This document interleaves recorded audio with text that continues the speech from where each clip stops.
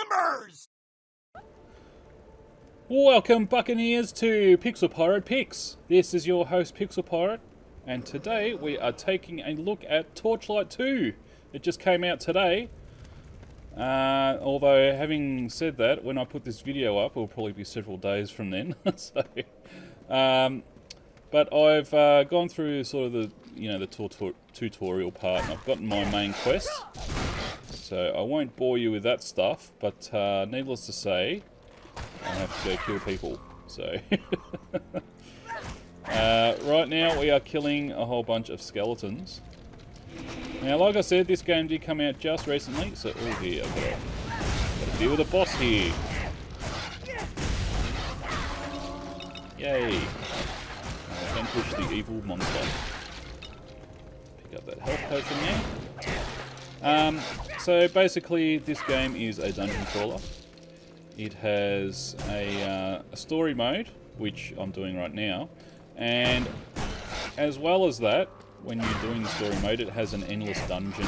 So basically, the game never finishes, which is good if you like dungeon crawlers. And if you don't like dungeon crawlers, why the hell are you playing this game? So if you haven't played Torchlight 1, the things that differentiate Torchlight 2 from other RPGs, several things. The basic gameplay is just like any other RPG you've ever played, or dungeon crawler, I should say. You level up, you kill monsters, you progress down into dungeons, and you do quests.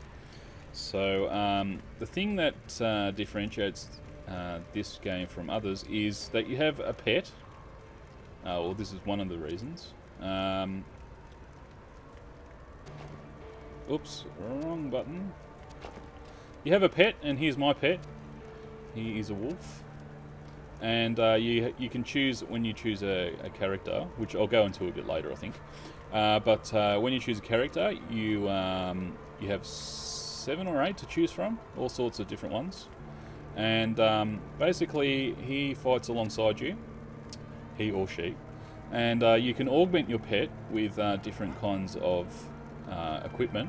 So you've got a collar, and you've got 2 pet tag slots. So in this instance, the collar gives the wolf 10 physical armor.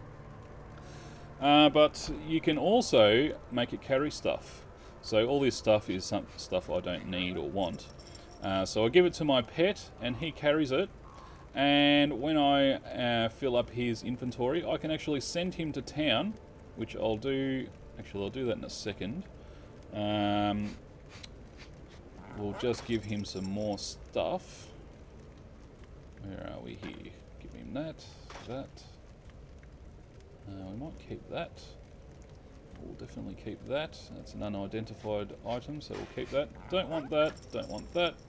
And don't want that. Okay, so now he's got a whole bunch of stuff in his inventory. And I can send him to town by clicking this button. But before we do that, we'll go through what other things a pet can do. A pet can also use stuff like health potions and mana potions and stuff if they use magic, which I'm not sure that they do or not. I'm not sure. But I can give them a health potion and they'll automatically use that.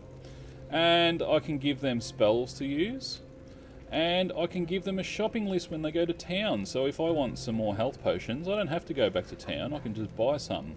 So let's see, I've got $1,000. So let's buy a couple. 58 each, so let's buy 5. And let's buy some mana potions too. 4 or 5. And I can also buy portal scrolls and identify scrolls. Well, I want 1 identify scroll because I have something I need to identify. So that's my shopping list, and I'll send my pet to town. It'll take 30 seconds for him to get back. So let's do a bit of adventuring in the meantime. Oh dear. Now the one drawback that you get from sending your pet to town is that it doesn't fight for you. So you have to survive all on your lonesome. Okay. But it's not much of a drawback, to be honest, and the benefits far outweigh the costs, if you like. And here's my pet again. So, where is he? He seems to have disappeared. There he is. Yay! Alright, so if you look at my inventory, I now have 19 health potions and 8 mana potions. And I have an identify scroll. So let's right click that scroll and have a look at this helmet, which I can't use just yet. So let's put that down there. And of course I'm going to put that on. And you can shift click to give stuff to your pet. So there's that thing there. And we're going to use that. And we're going to use that. Hang on. Put that there. There we go. And an unidentified great hammer. Well, actually I will identify that and then I'll sell it. And some unidentified chest armor. Alright. So that's that. That's one major sort of, well, I would say improvement on RPG in general.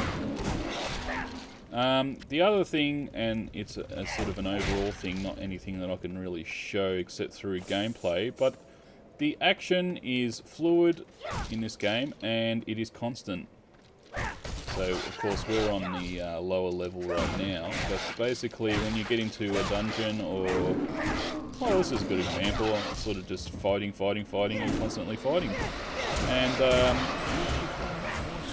when you pick stuff up, it's very smooth and easy, especially when it's money. All you have to do is walk over it. Die monster. And you've picked it up automatically. It doesn't do that for items. Oh, that was a bit glitch there. It doesn't do that for items, unfortunately. Well, fortunately, because you might not want to pick up white items. You might only want to pick up magic items. But I just pick everything up because it's easy enough to send your pet down to the store to buy everything. But basically, the combat is very satisfying, is the best way to describe it. You can attack, and when you attack, you feel like you're really punching the crap out of some monsters. So, I'm just trying to figure out where the crap I've got to go. Up here. Am I level 6 yet? I don't think I am. Well, I will be. Let's put some into strength and some into vitality. Maybe 1 or 2 into focus and the rest into strength. Alright, happy with that. Whoops. No, I'm still level 5, so I'm a bit low for that area. I don't particularly want to die on a Let's Play. So let's go up further this way. Actually, let's have a look at the map. Yep, I can do that. Yeah, so it feels like when you attack somebody that you're really just belting the living crap out of them. It's very satisfying. It's very visceral. So that's one thing that's excellent about this game, and it'll really keep you going because you know, well, when you I shouldn't have done that. When you play some dungeon crawlers, it feels like you just click, click, click, click, click, click, click, click, click, and it just means nothing. Alright, okay, just gotta retrieve something. It feels like click, click, click, click, and you get really bored with the combat. It's the same old stuff over and over. But with this game, there's something different in every dungeon that you have to be careful of, so on. Heal up there. So fighting off a boss here. Sort of a mini boss, I guess. And yeah, it doesn't get boring.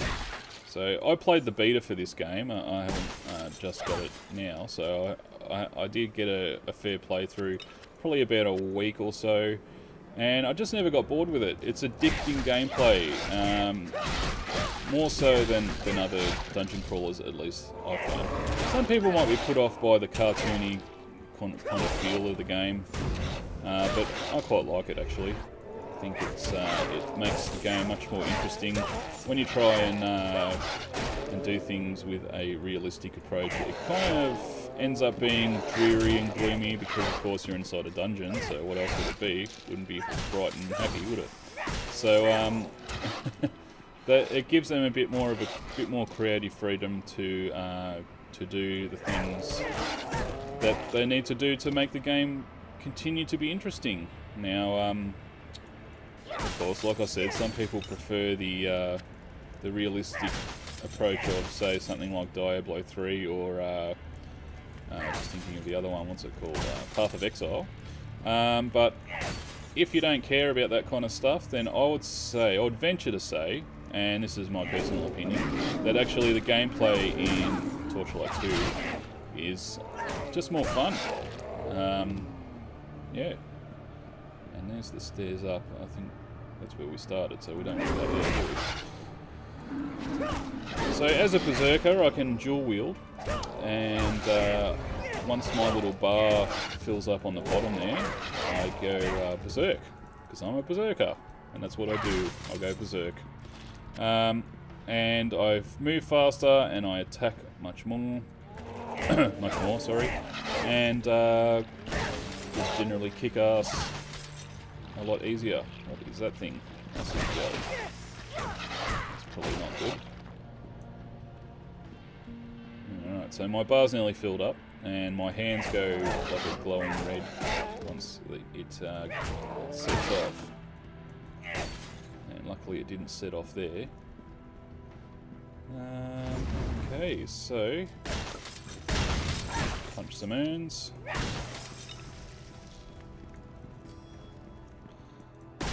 So they've set the game up to be as unintrusive as possible as far as the meta game. So yeah, there we go. See, I'm going much faster. Wish I could find something to attack, but no. There we go. Kablow. You do a lot more criticals too, I think. And I've forgotten what I was saying. Yeah, so basically with the things like, you know, the pet going to town and stuff like that, it just...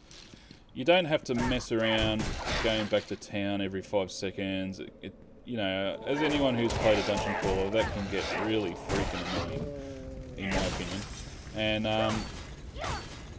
you just continue on with your mission, and the immersiveness of the gameplay is vastly improved because of it.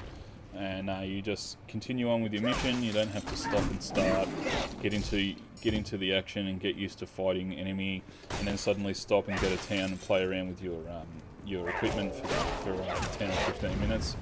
You can just continue on leveling up in the game, and also just playing with your stuff, and anything you don't want, send it off. And as well as the you know, the whole ability to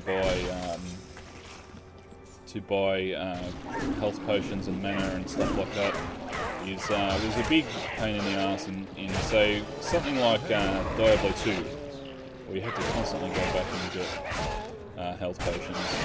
It just breaks the immersion, really, in my opinion. So yeah, that's not a problem in this game. Now it does have a skill you know, system, and I haven't leveled up yet. So we've got passive skills here on the bottom 3, and then we've got active skills up the top here, and then you've got 3 kind of tiers. So you've got hunter skills, tundra skills, and shadow skills. Shadow skills allow you to, looks like, change into or summon animals. And the tundra skills, well, it must be cold damage and stuff like that. And then you got hunter skills, which is kind of attack and things like that. So it's all many and varied. Each thing unlocks it at a certain level, and then you can sort of upgrade and continue to upgrade it until you hit level 3. So we have 3 skill points. So let's put one into a passive, which allows us to heal passively, and probably 1 into, let's make it 2 into an attack. Skills are extremely easy to use. That's my skill, and all I do is right click and it uses it. And to change it around, of course I've only got 1 skill, but you just click on here and then change it. And you can go on your merry way, killing as many things as you like. Destroy some more urns here. Damn acid gel. Poison me. As I mentioned, the visuals are very cartoony, and they also have done a very good job of portraying exactly what is happening to you. For example, I got poison there, so I was glowing green. Let's just have a look at the map here. Haven't gone over this side yet. When you go berserk, you glow and things like that. So, yeah, the visuals are very easy to understand. Oh, he had a sword for his guts. Charming.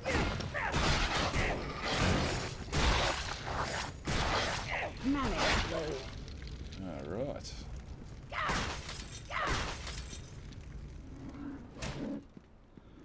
Just trying to think what else there is in the game to look at. The other thing is the items that you get in the game. Very easy to understand. You can look at an item and see, yes, I can use it, or no, I can't buy. Things being red, for example, on this one at the bottom there, I require level 8 or strength 29, so I can't use it. So just a cursory look and seeing any red text tells me that I can't use it, and so I can continue on or investigate further. So let's actually I want to wear that. That's unidentified. And I believe everything that glows red is unidentified, so you can quickly throw it over to the side. You know exactly what ember specs look like. And yeah, it's just generally sort of very intuitive. 8 physical damage reflected, or 5 armor. Just keep that. And 46. No, I don't want a great axe.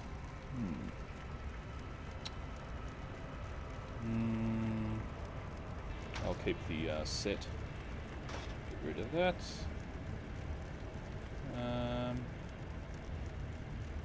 Probably keep that. And get rid of that. And get rid of that. And we'll send our dog to town. Your pet has departed. So, easy as that. Oops, wrong way. Yeah, so that's pretty much Torchlight 2. Not much else to show, really. It's very fun. Go and get it. It's on Steam for $20, so pretty good value. If you had pre-ordered the game, you would have got a copy of Torchlight 1 as well. Not sure if that special is still in effect or if it's just a pre-order special deal. Die acid. And of course I missed the chest here, so let's get the stuff up. Oh, no, that chest is down there. Alright.